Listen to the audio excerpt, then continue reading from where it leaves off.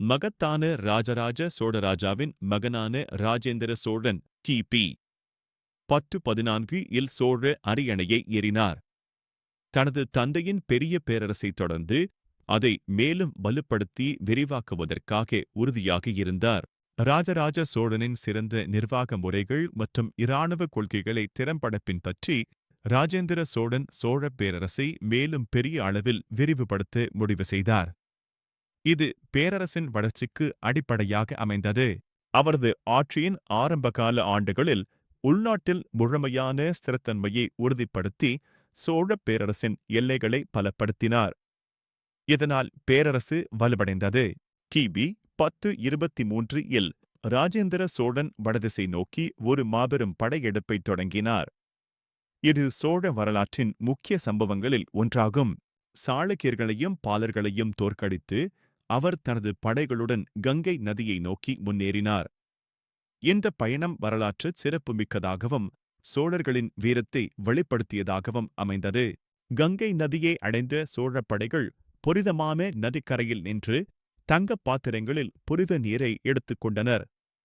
இது அவர்களின் வெற்றியை உலகிற்கு பறைசாற்றியது. இந்த வடதிசை படையெடுப்பு சோழப் பேரரசின் அதிகாரத்தையும் ராஜேந்திர சோழனின் அளவில்லா இராணுவ மேன்மையையும் உலகிற்கு உணர்த்தியது. இது பேரரசின் புகழை உயர்த்தியது. கிபி 1025 இல் ராஜேந்திர சோழன் ஸ்ரீவிஜய பேரரசுக்கு எதிராக ஒரு பெரிய அளவிலான கடற்படை தாக்குதலை திட்டமிட்டார். இது சோழர்களின் கடல் சக்தியை வெளிப்படுத்தும் நிகழ்வு. தென்கிழக்கு ஆசியாவில் சோழர்களின் செல்வாக்கை நிலைநாட்டுவதே இந்த தாக்குதலின் முக்கிய நோக்கமாக இருந்தது.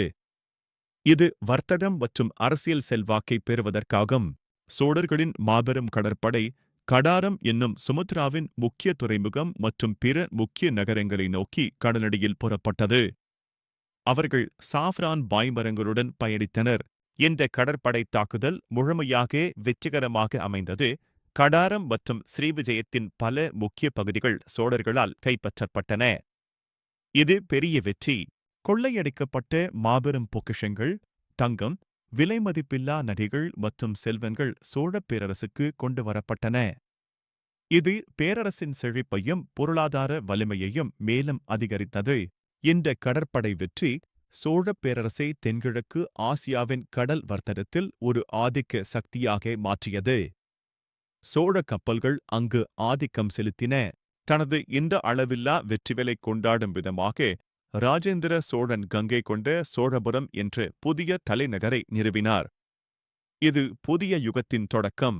இந்த நகரம் அவரது வடதிசை படையெடுப்பின் நினைவாகவும் சோழப் பேரரசின் புதிய அடையாளமாகவும் திகழ்ந்தது. கங்கை நீரை கொண்டு வந்த வெற்றியின் சின்னமாக அது இருந்தது.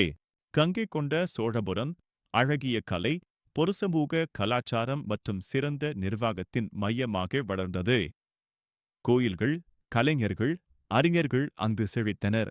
ராஜேந்திர சோழனின் ஆட்சிக் காலம் சோழப் பேரரசின் பொற்காலமாக அழைக்கப்படுகிறது, ஏனெனில் அவரது சாதனைகள் சோழ வரலாற்றில் என்றும் நிலைத்து நின்றன. பேரரசு உச்சத்தில் இருந்தது.